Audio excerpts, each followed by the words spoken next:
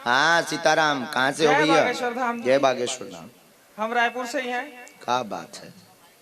हमारा सवाल ये है कि जैसे हम टीका लगाते हैं मस्तक पे, तो उसको हम किसी से भी कपड़े से पोंछ देते हैं।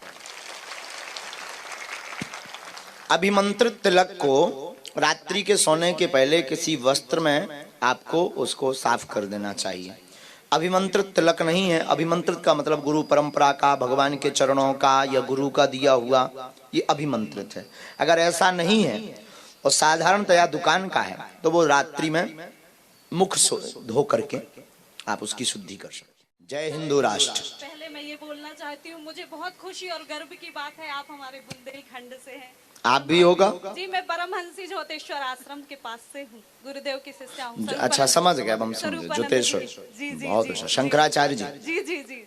नरसिंहगढ़? जी जी जी, नरसिंहपुर जिले। नरसिंहपुर जी जी। मेरा प्रश्न ये है कि जैसे हम किसी गुरु दीक्षा लेते हैं, हम गुरु मंत्र लेते हैं, तो वो हमारा गुरु मंत्र होता है, इष्ट देव का होता है, और हम किसी और भगवान की गुरु की माला करना चाहते हैं, तो उसमें क्या अंतर? कोई दोष नहीं, जितना आप संभाल पाओ कर सकते हैं, कोई अंतर नहीं। अपनी श्रद्धा है। अगर आप दूसरे इष्ट, आपका जो गुरु मंत्र है वो तो इष्ट है ही है, पर आपके पहले से कोई इष्ट है या आपको कोई इष्ट भा रहे हैं आपके अनुकूल, समय परिस्थिति के अनुकूल, उस इष्ट की आप मंत्र की माला कर सकते हो। बट एक नियम हो कि वो सनातनी हो। जी जी, बिल्कुल बिल्कुल। हम सनातनी, सनातन धर्म की, हिंदू धर्म की जय। धन्यवाद, बहुत बहुत धन्यवाद गुरुदेव। जय सिया राम गुरुजी। बहन की जय हो। सीताराम। गुरुजी, मेरा ये प्रश्न था कि क्या आप महिलाओं को गुरु दीक्षा देते हैं? क्योंकि मैं बहुत दिनों से गुरुओं की तलाश में थी, तो मुझे ऐसा लगा हनुमान जी मेरे लिए गुरु भेज दिए हैं। अभी भी और खोजो। ऐसा क्या? मतलब पहली बात तो यही है कि और खोजो। दूसरी बात, जोश में ना लेना। तीसरी बात, हमें ना तो स्त्रियों से कोई दोष है, ना पुरुषों से, हमें ना जाति से कोई दोष है, ना धर्म से, हमें सिर्फ सनातनी चाहिए। नहीं, हम सनातनी हैं और हमें कोई दिक्कत नहीं मेरी बहन, कोई दिक्कत नहीं, बेझिझक सुस्वागतम। तो माला जैसे हरे कृष्णा और नमः शिवाय की करती हूँ सुबह शाम एक, लेकिन मुझे ऐसा लगता है जैसे गुरु दीक्षा से मैं अगर लेती हूँ तो जैसे उनसे भगवान के देंगे। अभी तो हनुमान जी की कृपा है मुझ पे, तो मुझे ऐसा लग रहा है कि आपसे गुरु दीक्षा मिलेगी। अब पता नहीं, लेकिन ये मेरा मन कह रहा है कि आपसे। अब आपका मन कह रहा है तो क्या कह दें, हो जाएगी। धन्यवाद महाराज, बहुत बहुत जय हो धन्यवाद। बहन, धन्यवाद बहन।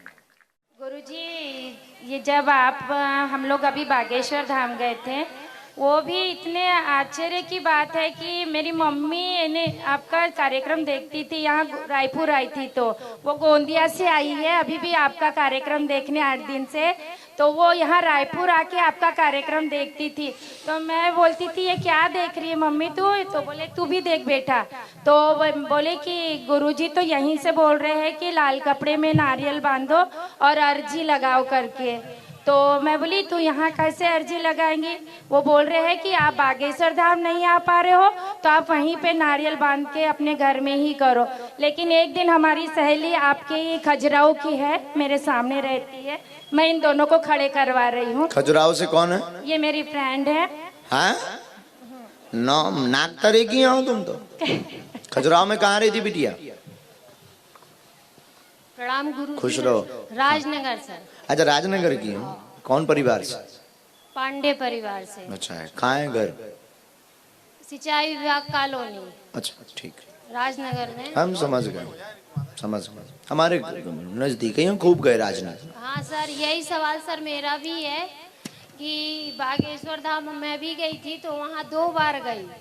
एक बार लाल नारियल में वहाँ पे मैं अर्जी लगा आई, और दूसरी बार जब गई तो वो नारियल वहाँ खरीदी और वहाँ बागेश्वर भगवान को छुपा के और वो नारियल में अपने घर में ला ली और उसको अपने गेट में ऊपर बांध दी। अब मैं पूजा पाठ तो इतना उनका जानती नहीं हूँ कि यही अब रक्षा करेंगे ऊपर, तो क्या गुरुजी वो नारियल बांधना सही है या? बिल्कुल सही है। ओम बागेश्वराय नमः मंत्र का जाप करो और उतने में ही जय जय हो जाएगा।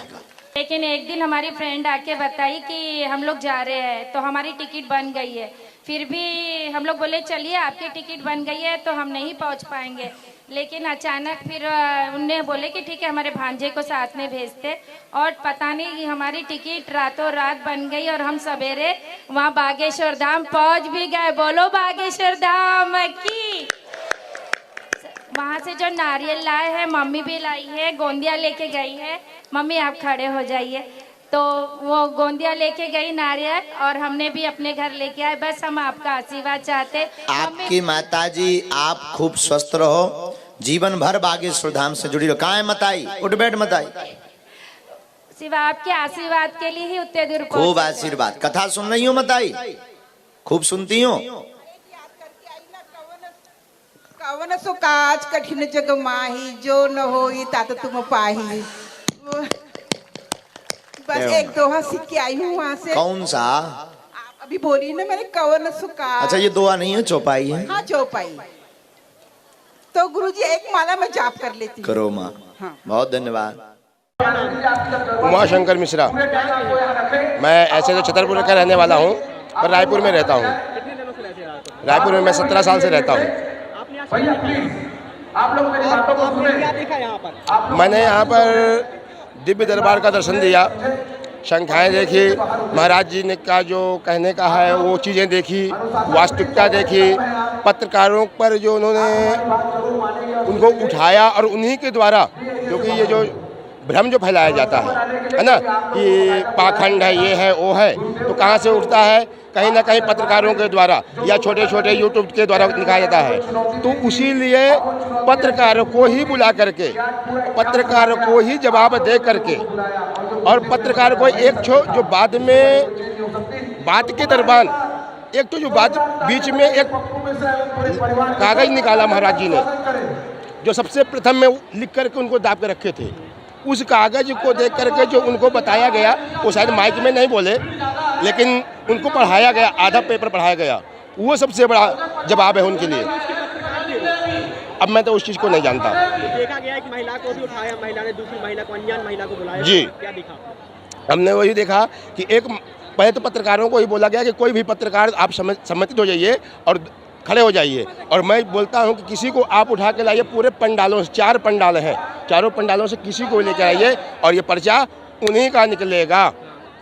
तो महिला को सभी पत्रकारों ने नियुक्त किया, उस महिला को भेजा गया, वो महिला किसी को भी, एक महिला को लेकर के आई, और उस महिला की जो भी बातें थी वो महाराज जी ने अपने कागज में लिखी और वो बात उनकी सत्य निकली।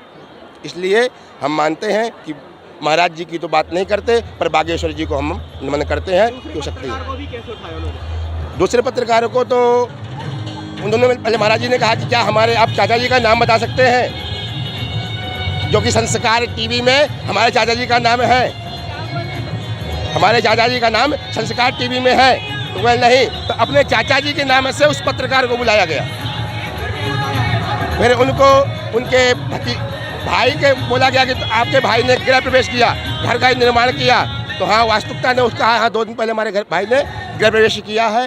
तो उसकी भतीजी का नाम बताया गया, उनको एक तो कागज पढ़ाया गया जिसमें पत्रकार ने स्वीकार किया कि ये बात सत्य है। जो लोग अंधविश्वास के लिए बोलते हैं महाराज जी, अंधविश्वास फैलाते हैं, भ्रम फैलाते हैं, उनके लेकर क्या कहेंगे? हम तो यही कहेंगे कि देखिए, ये है कि आप खुद आकर के उसका निर्णय कीजिए ना।